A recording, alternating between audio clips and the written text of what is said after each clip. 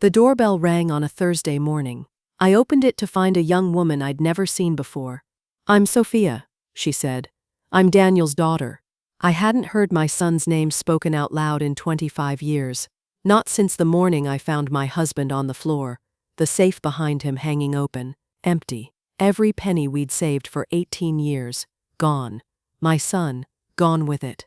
My husband died 3 days later, heart attack, never woke up. And Daniel never came back, never called, never explained, just vanished like he'd never existed. Now his daughter was standing on my doorstep. "He died last month," she said. "Before he died, he told me everything. And he gave me this." She held up a key, small, silver, ordinary. "What is that?" "He said you deserve to know the truth about why he left, about where he's been, about what he's been doing all these years." I stared at this girl with my dead husband's eyes. "He spent his whole life trying to tell you something," she said. "This key opens it." I took the key from her hand. By the time I used it, everything I'd believed for over 20 years was about to shatter. My name is Rosa. I am 67 years old, and this is my story. Before we continue, please leave a comment telling us where you're watching from and subscribe to Never Too Old channel. We're creating a community of people who know that our best chapters can happen at any age. Now, back to the story. The doorbell rang at 9:47 a.m. I almost didn't answer. I never get visitors. Usually it's someone selling security systems or asking if I've considered solar panels. But it rang again, insistent, so I checked the window. A young woman stood on my doorstep. Early 20s, dark hair pulled back in a ponytail, worn backpack over one shoulder.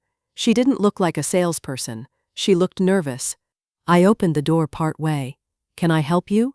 She stared at me for a moment, opened her mouth, closed it, tried again. "Are you Rosa Delgado?" Something about her face looked familiar. The way she stood, maybe. The shape of her jaw. "Who's asking?" "I'm Sophia. Sophia Delgado." She paused, swallowed. "I'm Daniel's daughter." My hand tightened on the doorknob. The world narrowed to just her face, and I saw it now. Those eyes, Antonio's eyes, the exact same shade of brown, looking back at me. "Come inside," I heard myself say. She followed me into my apartment. Small place, 1 bedroom, neat but worn. I've lived here 12 years, long enough that I don't really see it anymore. We ended up at the kitchen table without discussing it. I offered coffee because I needed something to do with my hands. She nodded. I poured 2 cups while she sat, setting her backpack carefully at her feet. My morning's work was still spread across the table. Client invoices, calculator, red pen where I'd been circling discrepancies. I pushed them aside and sat down across from her. She wrapped both hands around the coffee mug like she was cold. "He died last month." I waited. Didn't ask who. Already knew. "Cancer," she said. "Pancreatic. He was sick almost a year." The news landed flat. I'd already mourned my son. Did it over 20 years ago when he emptied our safe and disappeared. You can't grieve someone twice. "Before he died," Sophia continued, not meeting my eyes, "in the hospital, he told me things." My voice came out harder than I meant it to. "What kind of things?" "About you. About what happened. Why he left. What happened is he emptied our safe and disappeared." She flinched but didn't look away. Instead, she reached into her backpack and pulled out a small silver key, set it on the table between us, next to my calculator and red pen. It was a standard storage unit key. The number 247 was stamped on the side. "He made me promise to find you," she said quietly, "to give you this." I stared at the key sitting on my kitchen table, small and silver and ordinary. "There's a storage unit," Sophia said, "here in San Diego. He said everything's there." "Everything?" "What he took. Why he really left. All of it." I picked up the key. It was cold in my palm, lighter than I expected. I haven't seen my son in over 2 decades, haven't heard his voice, haven't known if he was alive or dead, or thought about me at all. Now he's dead, and this girl is sitting in my kitchen. This girl with my husband's eyes and my son's last name, holding answers I stopped wanting years ago. Sophia said quietly, "He wanted you to know the truth, said you deserved that much." I turned the key over in my fingers, The metal warmed slightly against my skin. Truth. After all this time, I wasn't sure I even wanted the truth. Truth wouldn't bring back Antonio, wouldn't give me back those years of working 3 jobs and eating ramen and washing my clothes in the bathtub when the laundromat was too expensive. But my granddaughter was sitting across from me, waiting for me to say something. I closed my fist around the key. "Where's this storage unit?" Sophia pulled out her phone, showed me the address. "It's about 15 minutes from here, off Morena Boulevard." I nodded but didn't really process it. My mind had already gone somewhere else, back to that spring when the safe was first emptied, when I learned what betrayal felt like. I was 42 then. Antonio was 62, still strong, still working 6 days a week. We owned La Cocina de Antonio, a small Mexican restaurant on University Avenue, 20 tables, always busy. The smell of carnitas and fresh tortillas filling the air from opening to close. We'd built that place from nothing. 18 years of 7-day weeks and burnt hands and learning to smile at customers even when we wanted to collapse. Antonio did all the cooking.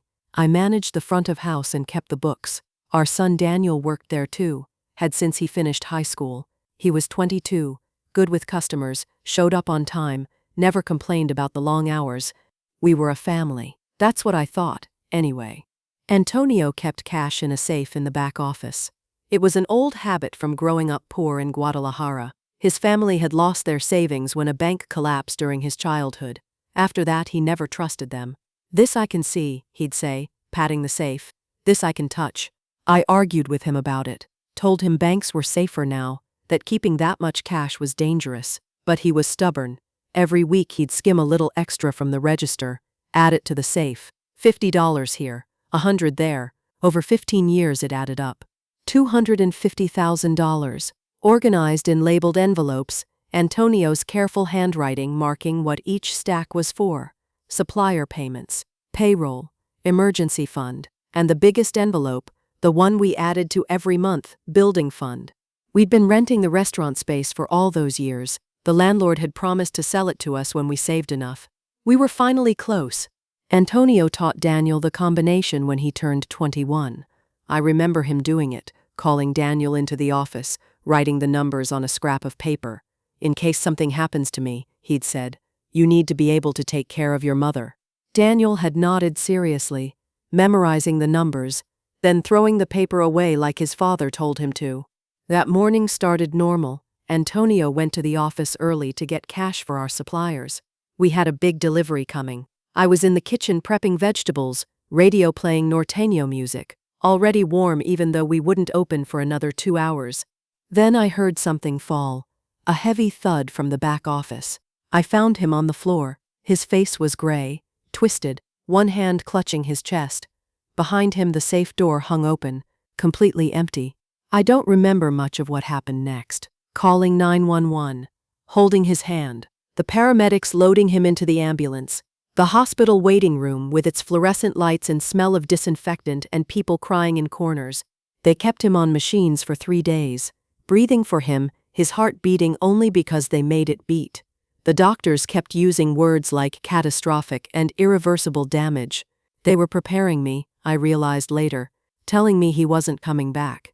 I called Daniel's phone over and over, voicemail every time, went to his apartment on the second day. The landlord let me in after I explained about Antonio. Everything was still there, his clothes in the closet, dishes in the sink, bed unmade like he'd just gotten up. But Daniel was gone. His car was gone from the parking spot. It looked like he'd left for work and never came back. The police came to the hospital on the 3rd day, asked questions about the safe. Who knew the combination? When I'd last seen Daniel, their faces were sympathetic but knowing.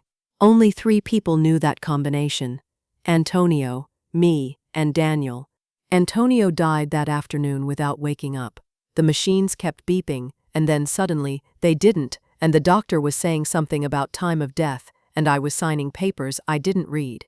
The funeral was small. The restaurant community came, other business owners we knew. But the gossip had already started.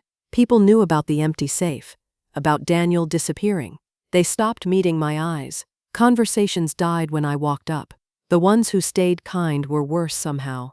Their pity sat on me like weight.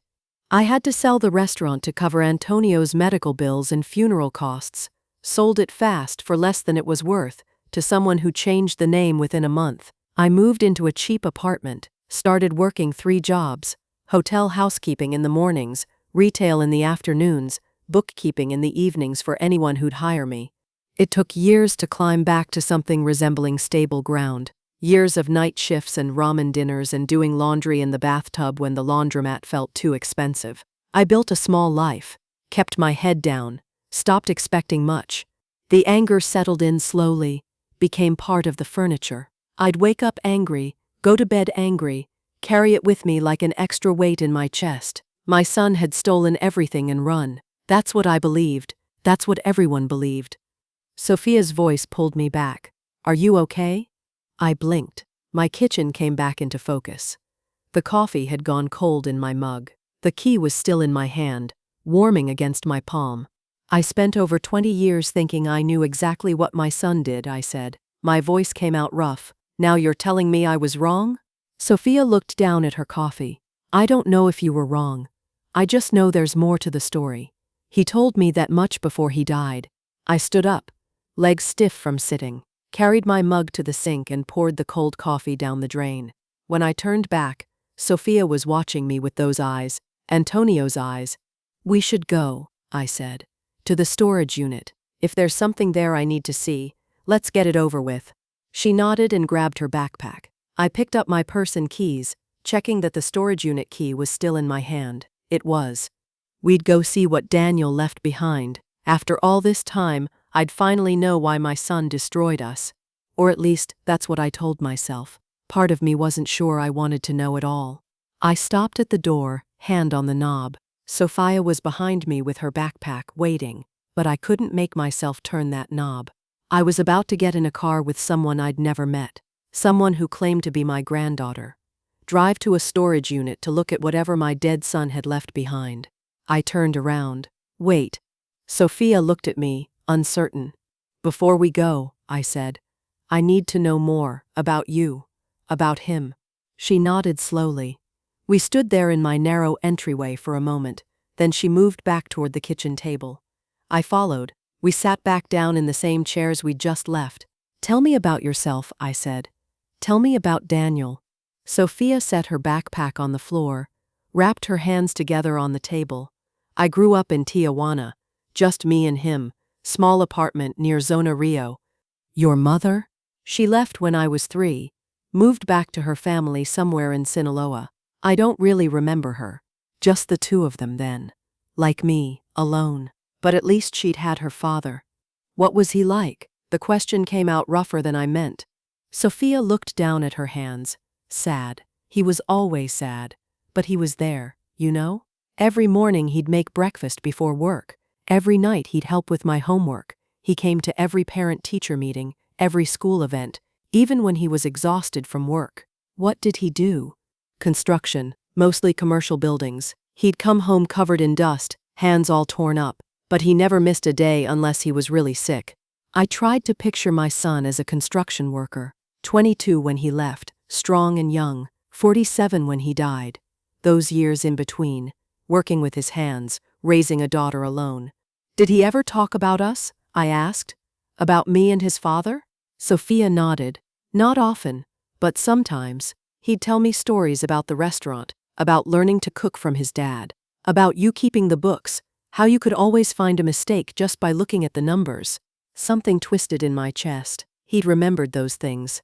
When I was little, maybe 10, he showed me a photo, from his wallet. A woman standing in front of a restaurant, smiling. He said, "This is your grandmother Rosa. That's it. Just your name." He never explained why I didn't know about you. "No," I asked. He'd just get quiet, change the subject. I learned to stop asking. We sat in silence for a moment. I watched this girl who had Antonio's eyes and Daniel's jawline, and some echo of myself I couldn't quite place. "What did he tell you?" I asked. "Before he died, in the hospital." Sophia's face tightened. "He got sick last year. Pancreatic cancer. Stage 4. The doctor said 6 months. He made it 11. 11 months of dying." I wondered if he'd been scared, if he'd been in pain, if he'd thought about calling me. He kept working almost until the end, Sophia continued. Didn't want to stop. Said he had things to finish. The last week, he was in the hospital. They'd given him so much morphine, he barely knew where he was. But one night, around 2 a.m, he woke up lucid. Grabbed my hand so hard it hurt. Sophia's voice got quieter. He said, I need to tell you something, before I can't anymore. And he told me about you, about San Diego, about a storage unit with a key he'd kept hidden. He made me memorize the address, made me promise I'd find you. Did he tell you why he left? Not really, just that something happened, that he had to leave, that he's been carrying it all these years, and he needed you to know the truth. The truth, I said flatly. He had over 20 years to tell me the truth. He said he couldn't. Said he was too ashamed. The word hit wrong. Ashamed? He should have been ashamed. He emptied our safe and disappeared. His father died thinking he'd been betrayed by his own son. Sophia flinched but held my gaze. He died knowing that too. Knowing what it did to his father. It's part of what killed him, I think. Cancer killed him. Maybe, but he carried so much guilt. It was like watching someone drown slowly. I looked away, out the kitchen window at the apartment building across the street, tried to feel something other than anger. Couldn't quite manage it. How did you get here? I asked, changing the subject. From Tijuana. Bus to the border, walked across. Another bus from San Ysidro. She paused. Took about 5 hours total. Where are you staying? Hostel downtown. It's cheap. I studied her worn jacket, the frayed backpack, the exhaustion sitting in her shoulders. She'd spent 5 hours on buses to bring me a key from a father who'd just died. I made a decision before I could overthink it. You can stay here tonight. The couch pulls out. Her eyes widened. You don't have to do that. I know I don't, but you came all this way. I hesitated, then finished. And your family, whether I like it or not. Something shifted in her expression. Relief, maybe. Or gratitude. Thank you, she said quietly. I stood up, picked up my purse from where I'd set it on the counter. Let's go. To the storage unit. If there's something there I need to see, we should get it over with. Sophia grabbed her backpack and followed me to the door. This time I didn't hesitate. Turned the knob, stepped out into the hallway, locked the door behind us. My car was in the parking lot, an aging Honda that burned oil and made concerning noises when I turned left.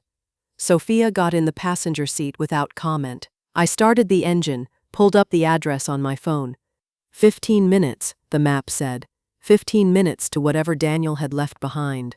Sophia was quiet as I drove, looking out the window at the city she'd probably never seen from this angle. I focused on the road, on the familiar streets turning unfamiliar as we headed toward the industrial area near Morena Boulevard.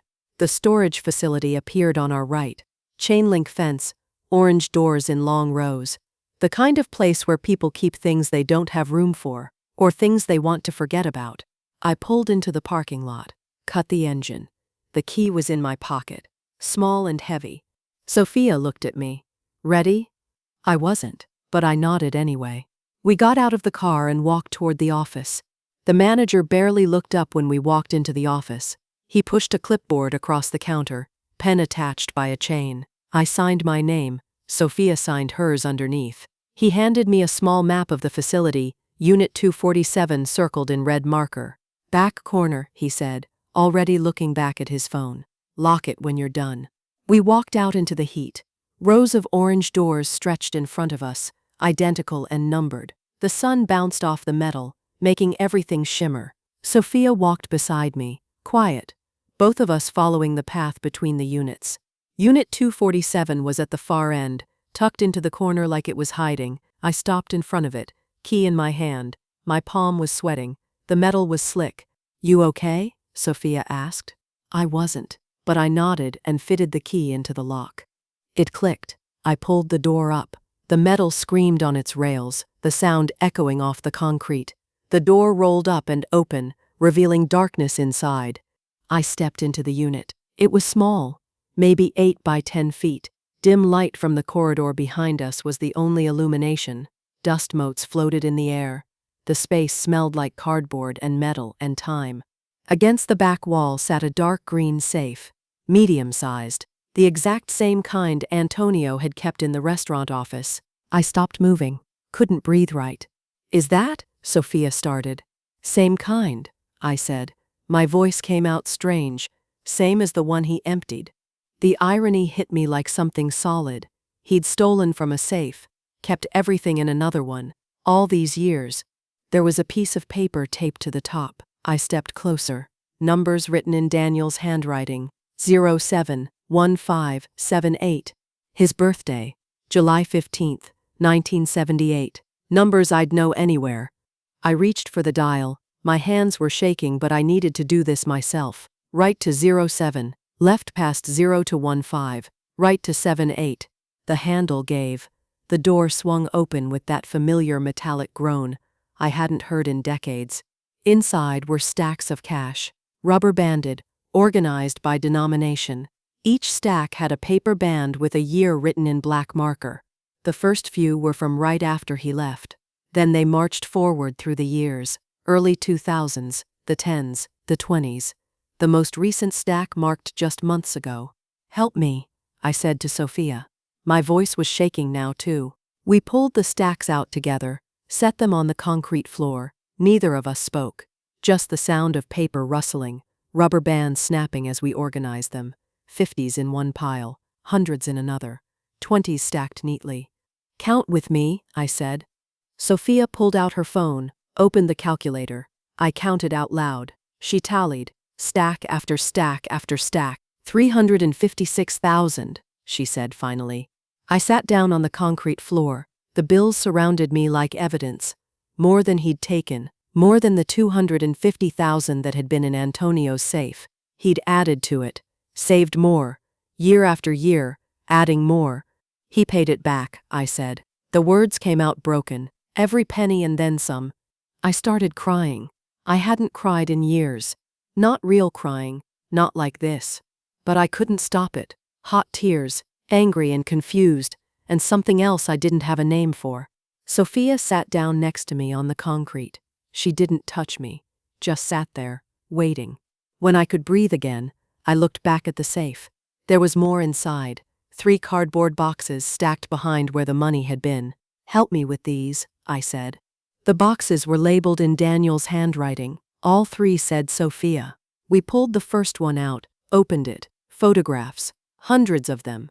Sophia as a baby, tiny and red-faced in a hospital blanket.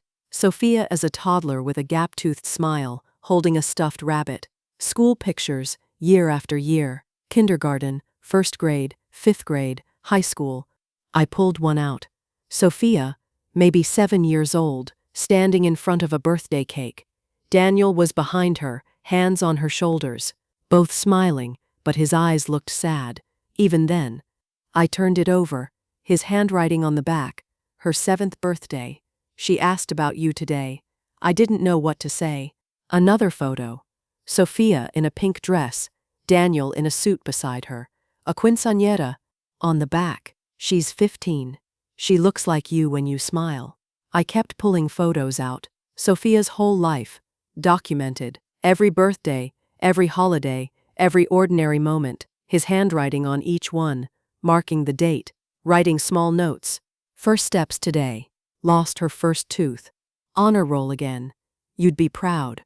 Sophia was crying now too, seeing herself through her father's eyes, seeing how carefully he'd saved every moment. The second box had folders inside, each one labeled with a different year, spanning over a decade.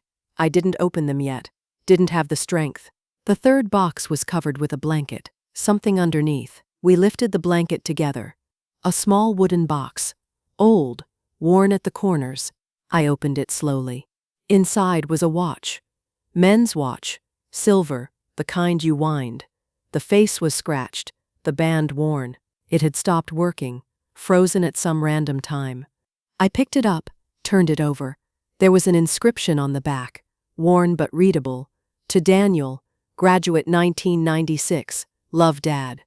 Antonio had given this to Daniel when he graduated high school. I remembered the day.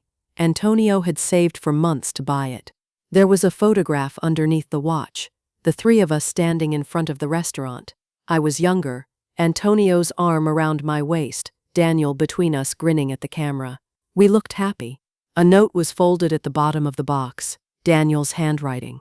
The watch was mine. Dad gave it to me when I graduated. I wore it every day, even after it stopped working. The photo was in my wallet. It's all I had left of you both. I held the watch in my palm. Daniel had worn this, carried it with him into exile, kept it even when it broke. His only connection to the father he'd killed and the mother he'd abandoned. At the bottom of the safe, underneath where all the money had been stacked, was one more thing, a sealed envelope, thick with pages, my name written across it in Daniel's careful handwriting, Rosa. Sophia saw me looking at it. He wrote that the week before he died, she said quietly. He made me promise to give it to you, said everything you need to know is in there. I picked it up. The paper was slightly yellowed at the edges, the seal still intact. I could feel pages inside, many pages, not just a note. This was it. The truth he'd promised, the reason he'd left, the explanation for everything.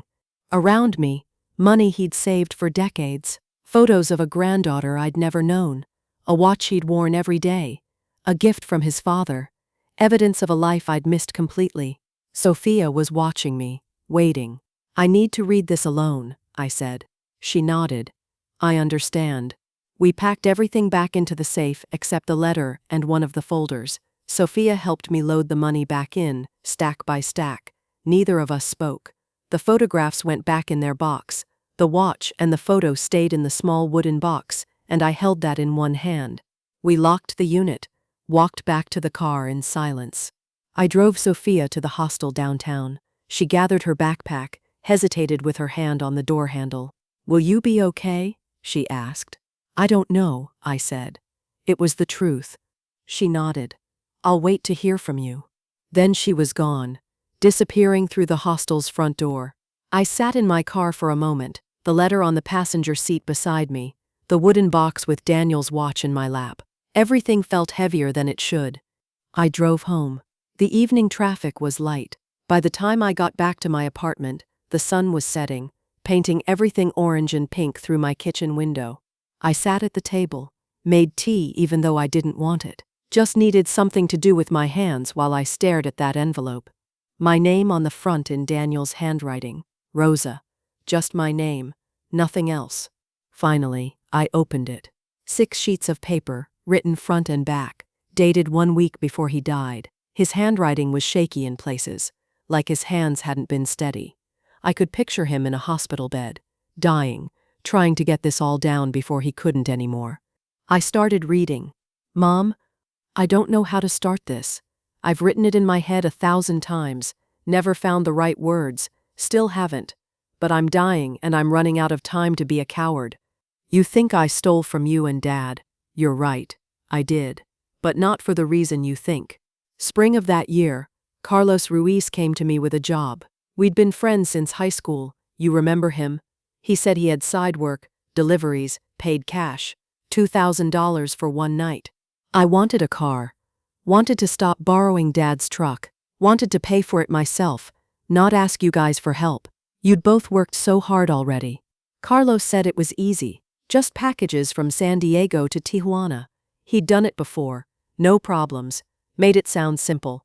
I should have asked what was in the packages, should have questioned why someone pays $2,000 for a delivery. But I wanted that car, and I didn't ask.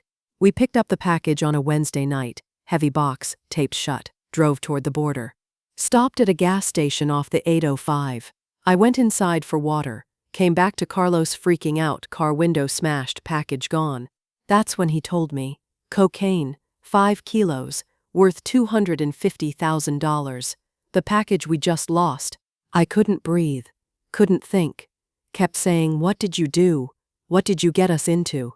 Less than 2 hours later they found us. 3 guys pulled up while we were still at the gas station. Carlos knew them. They weren't police.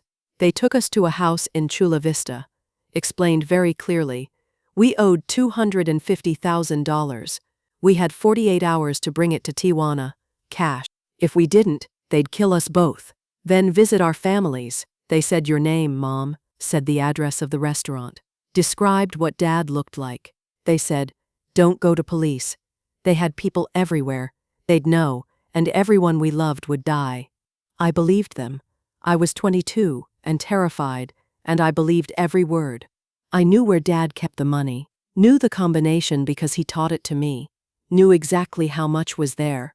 I told myself I was protecting you, that if I didn't pay them they'd kill all of us, that I'd pay it back somehow, work for the rest of my life, but at least you'd be alive.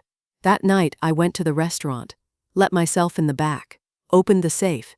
All those envelopes, years of saving, Dad's careful handwriting on each one. I took all of it. I couldn't close the safe. Tried 3 times, my hands were shaking too bad, left it open.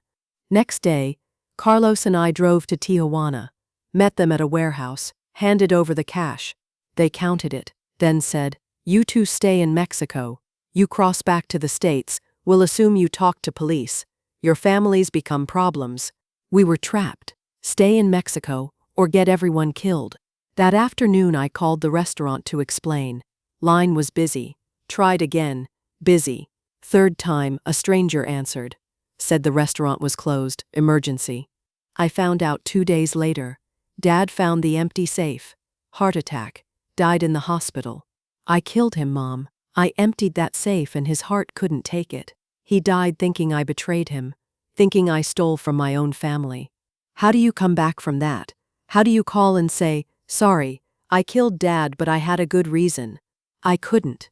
I was a coward. I stayed in Tijuana, got a construction job, lived cheap, saved everything, opened a safe, started filling it, every week more money, labeled each stack with the year, met Sophia's mother, had Sophia, mother left, raised Sophia alone, told her about you constantly. Every time I had a chance to save money, I did. Every time I thought about spending it on something nice, something easier, I saw Dad on that floor. The safe filled up. Years passed. Sophia grew. I kept saving. Sometimes I crossed the border, came to San Diego, watched you from a distance, made sure you were okay. When I saw you needed help, I helped the only way I could, anonymously, so you wouldn't know it was me. I kept thinking I'd come back someday, explain, face you. But every year that passed made it harder. Then I got sick. Cancer. Doctor said 6 months. I made it almost a year. The last few months, I knew I was dying. I wrote this letter, trying to get everything down. Then one night in the hospital, I told Sophia, made her promise to find you. The money in the safe is yours, all of it. It was always yours. I know it doesn't fix anything, doesn't bring back Dad, doesn't give you back those years, but it's all I have. I spent my whole life trying to pay back one terrible night. I'm sorry, Mom. Sorry I took the money. Sorry I ran. Sorry I was too afraid to face you. Sorry you had to lose your husband and your son in the same week. I love you. Always did. I wish I could have told Dad I'm sorry. Daniel. I finished reading. My hands were shaking. The pages were wet where my tears had fallen. I sat in my dark kitchen. The street light came through the window, making everything look cold and strange. The tea I'd made had gone untouched, probably cold by now. Understanding didn't erase the pain, but it changed it into something different, something more complicated. I remembered the folder I'd brought home from the storage unit, one of the ones labeled with a year. I'd grabbed it without really looking, just needed something to carry besides the letter. I opened it now on the kitchen table. The first paper was an eviction notice. My name on it, address of an apartment I'd lived in years ago, 3 months behind on rent. The amount owed was circled in red, $2,400. The next paper was a wire transfer receipt. From Tijuana. Same date as the eviction notice. Exact amount, $2,400, sent to my landlord's name. I remembered that. It was maybe 10 years ago. I'd been working 2 jobs but one of them cut my hours. I couldn't make rent. The eviction notice came. Then 3 days later, my landlord called, confused, said someone had paid my rent, all of it, plus the late fees, wouldn't tell me who. I'd thought it was an accounting error, some kind of miracle. I'd been too tired and desperate to question it. It was Daniel. The next set of papers was medical bills. From my appendectomy. I remembered that too. Woke up in the hospital, emergency surgery, no insurance. The bill was over $8,000. I'd cried looking at it, knowing I'd be paying it off for years. Then a nurse came in, said the bill had been covered. Anonymous donation to the hospital's charity fund, specifically marked for my account. I'd thought it was the hospital's program. Thanked God. Never questioned it. It was Daniel. More papers. A mechanic's receipt for transmission repair. $1,200. My car had died. I couldn't afford to fix it. Was going to sell it for parts. Then the mechanic called, said someone had already paid. Wouldn't say who. I remembered crying in that parking lot, thinking I'd finally gotten lucky for once. It was Daniel. There were more. Lists of smaller transfers. Always when I'd been between jobs or in some kind of crisis, mysterious envelopes of cash that appeared in my mailbox with no return address, just enough to cover groceries, utilities, small emergencies. I'd thought some were from church charity, some from confused billing, some from luck. All of it was Daniel. He'd been watching me, for years, crossing the border, tracking my life, seeing when I struggled, sending money when he could, helping from the shadows. I spread all the evidence across my kitchen table, receipts, letters, proof of anonymous help spanning over a decade. Part of me felt strange about it. He'd been following me, watching my life without my knowing. Part of me felt something else, something I didn't have a name for yet. Every time I thought I was surviving alone, through my own strength, he'd been there, silently trying to fix what he'd broken. He stole everything, but he paid it back. He disappeared, but he never really left. He couldn't face me, but he never stopped trying to help. Both things were true at the same time. There was no clean way to resolve that. My phone buzzed. A text from Sophia. Did you read it? I looked at the letter on my table. The evidence. The watch in its small wooden box. All of it sitting in the light from the street lamp. I texted back, yes. 3 dots appeared. Then can we talk tomorrow? Yes, I wrote. I knew what she wanted to ask. Can you forgive him? I didn't know the answer yet. I gathered all the papers, stacked them carefully next to the letter. Daniel had spent his entire adult life trying to atone for one terrified night when he was 22 years old. I'd spent just as long hating him for abandoning me. Now I knew the truth. I just didn't know what to do with it. The next morning, I met Sophia at a small cafe near downtown. She was already there when I arrived, 2 coffees on the table waiting. I slid into the booth across from her. Neither of us knew how to start. You read everything? She asked finally. Everything. The letter, the evidence, all of it. We both sipped our coffee. It was too hot, but I drank it anyway, needing something to do. Do you believe him? Sophia's voice was careful. I thought about it, really thought about it. I believe it happened the way he said. I believe he was terrified. But I'm still angry he didn't trust us enough to tell the truth. We could have run, hidden, gone to the police. Something. Sophia nodded slowly. He said the same thing in the hospital, that his biggest mistake was thinking he had to handle it alone. When did he tell you? Exactly, I mean. Sophia set down her coffee. The last week, he'd been in the hospital for 5 days. They'd given him so much morphine he barely knew where he was most of the time. But one night, around 2 in the morning, he woke up completely lucid, grabbed my hand so hard it hurt. I could picture it.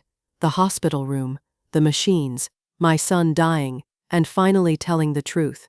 He told me everything that night, Sophia continued. About the cartel, about the money, about his father. He cried while he was talking, kept saying I killed him. I killed my own father. Something in my chest tightened. The machines started going crazy. Nurses rushed in. They pushed me out into the hallway. I waited there for 2 hours. Sophia's eyes were wet. The doctor came out and said his heart gave out, that his body was too weak from the cancer. Heart attack, I said quietly. Yeah, just like Antonio. Sophia looked at me. I know. He knew too. I think he expected it. We sat with that for a moment. The parallel was cruel. Both men, father and son, dying the same way. One from discovering the betrayal. One from confessing it. Sophia finally asked the question I'd known was coming. Can you forgive him? I looked out the window. People walking by, living their normal lives. I watched them for a long time before answering. I don't know if forgiveness is the right word. What word would be right? Understanding, maybe, acceptance. I looked back at her. I understand why he did it. I accept that he tried to make it right. Is that enough? I saw Antonio's eyes looking back at me from Sophia's face, Daniel's jawline. 3 generations sitting in this booth. It has to be, I said. He's gone. I can't forgive him to his face. Can't yell at him, can't hug him, can't do anything except decide how to move forward. Sophia's shoulders relaxed slightly, like she'd been holding her breath. Can I still visit you? She asked. Even if you can't forgive him? You're not him. You're you. I reached across the table, touched her hand briefly. Yes, you can visit. Over the following weeks, we met regularly, sometimes at my apartment, sometimes at coffee shops, once at a park where we walked for an hour without saying much. We traded stories. Sophia told me about Daniel teaching her to ride a bike, how patient he'd been, how he'd help with her math homework even though he was exhausted from work, how he'd make breakfast every Sunday, the same recipes he learned working in the restaurant with Antonio. I told her about Daniel as a little boy, how he'd loved helping in the restaurant kitchen, standing on a stool next to Antonio to watch him cook, how his laugh used to fill the whole dining room, how he'd been gentle with the stray cats that hung around the back door. We were building something, not what was lost, but something new. I decided to keep the money, all of it, moved it from the safe to a bank account. First time in my life I'd seen that many numbers after my name. I quit one of my bookkeeping clients, started working less, had time to breathe. First I fixed things in my old apartment that had been broken for years, the dripping faucet, the cabinet door that wouldn't close, small repairs I'd been putting off because they cost money. Then I bought a reliable car that didn't make scary noises, good coffee instead of the cheapest kind, stopped checking prices at the grocery store. Then I used the rest for a down payment on a small house, 2 bedrooms, a yard, safe neighborhood. Nothing fancy but mine, 1 bedroom for me, 1 for when Sophia visited. I planted a garden, tomatoes, herbs, flowers, things that grew. Set up an account for Sophia, for school, for whatever she needed. She was in nursing school, working part-time. The money would help. One weekend, Sophia drove me to Tijuana. We crossed the border together, something I hadn't done in decades. She drove through streets I didn't recognize to a small cemetery on the edge of the city. Daniel was buried there, simple headstone, Daniel Delgado, beloved father. Sophia stayed back, giving me space. I stood at the grave alone. I hadn't prepared what to say, hadn't rehearsed, but the words came anyway. I read your letter, I said quietly. I know what happened now. I understand you were scared. A bird sang somewhere nearby, traffic noise from the street, but you should have told us. We could have faced it together. You didn't have to carry it alone. I paused. You carried it alone for all those years. That was your choice. I spent just as long being angry. That was mine. I looked at his name carved in stone. Daniel, my son, gone before I could see him again. I can't say I forgive you. That feels too simple for something this complicated, but I accept what you did. The stealing and the paying back, the running and the watching, all of it. I knelt down, brushed some dirt off the stone. You raised a good daughter. She's smart, kind, strong. You did that right. Antonio would have liked her, would have been proud of her. I stopped. Would have been proud of you for that part. Maybe. I placed the flowers I'd brought, simple bouquet from a market stall, bright colors against the gray stone. Sophia drove us back. We didn't talk much. Some things don't need words. Back home, I hung photos on my living room wall. Found one of Daniel when he was maybe 20, before everything fell apart. He was smiling, standing in the restaurant in his apron, holding a tray. Next to it, I hung Sophia's graduation photo. Cap and gown, holding her diploma, same smile. Family continuing. Different than before, but continuing. Sophia started visiting every few weeks. We'd cook together. I taught her how to make tamales the way Antonio taught me. Showed her how to spread the masa, how to fold the corn husks just right. She took notes on her phone, asked questions, learned. We didn't talk about Daniel constantly, but he was there. In the watch I kept on my dresser, the one Antonio gave him. In Sophia's laugh that sounded exactly like his. In the money that let me live instead of just survive. One evening, Sophia came over to make tamales for an upcoming holiday. We stood in my kitchen, masa spread on the counter, music playing softly on my phone. I watched her work, careful and focused, saw 3 generations in her face. Antonio's eyes, Daniel's determined expression, something of myself in the way she held her head. I thought about Daniel at 22, making a desperate choice in a moment of terror. I thought about Antonio, dying before he knew the truth. I thought about myself, surviving alone for so long, not as alone as I'd believed. I don't know if this is forgiveness, but it's acceptance. He paid back every penny. He watched over me when I didn't know. He raised his daughter to be kind. That has to count for something. Sophia looked up from the tamales. Like this? I checked her work. Perfect. You're a natural. She smiled. Antonio's smile, Daniel's smile, passed down. Outside my kitchen window, the garden I'd planted was starting to bloom. Small green shoots pushing up through the soil, growing toward the light. We kept working, hands moving in the familiar rhythm, making something together, building something new from everything that had broken. So, that's my story. I'd love to hear what you think, if you were in my place. Could you have forgiven Daniel after learning the truth? Let me know in the comments, and subscribe for more stories like mine.